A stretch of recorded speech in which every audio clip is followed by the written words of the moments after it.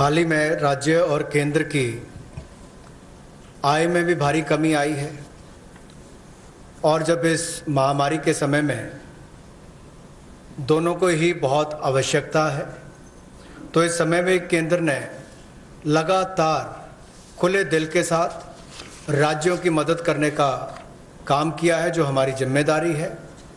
और यही नहीं, जो डेवोल्यूशन ऑफ टैक्सेस है, अप्रैल के महीने में 46,038 करोड़ रुपया ये राज्यों को दिया गया।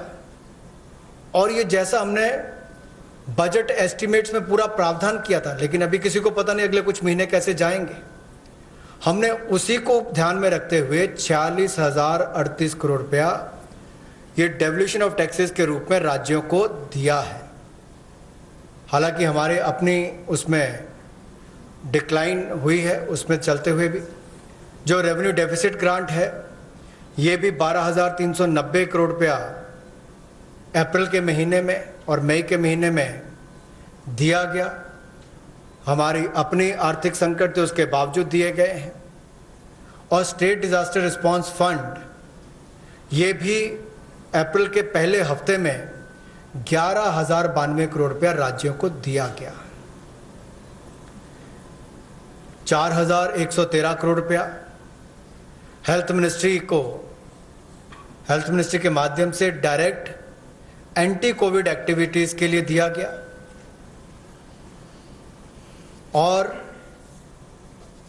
जो माननीय वित्त मंत्री जी ने और हमारे बाकी अधिकारियों ने आरबीआई से वीडियो कॉन्फ्रेंस के माध्यम से आरबीआई गवर्नर से अनुरोध किया था कि राज्यों की वेज एंड मीन्स एडवांसेस को उसकी लिमिट को बढ़ाया जाए।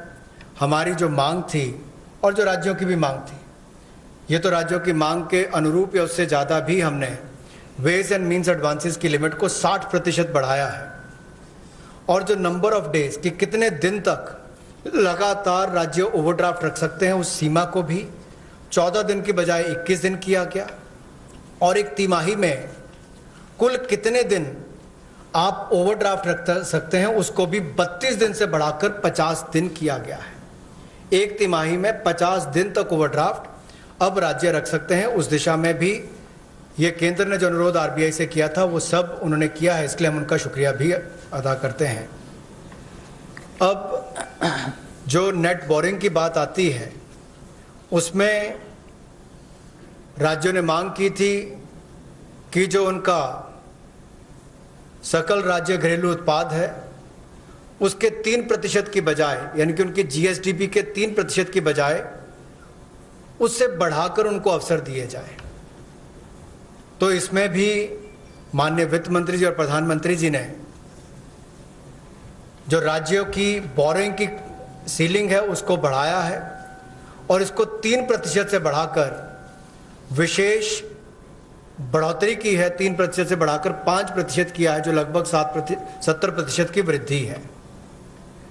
लेकिन जो अभी भी हमने इससे पहले उनको अनुमति दी थी कि जो आपका 3% भी है, आप उसका ज़्यादा पैसा पहले रेज कर सकते हो, पहले तिमाही में 2 महीनों में।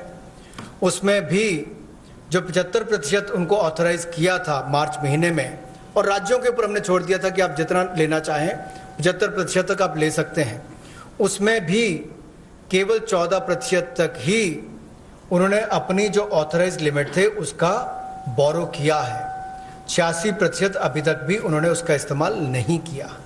लेकिन उसके बावजूद हम इसको 3% से बढ़ाकर 5% कर रहे हैं।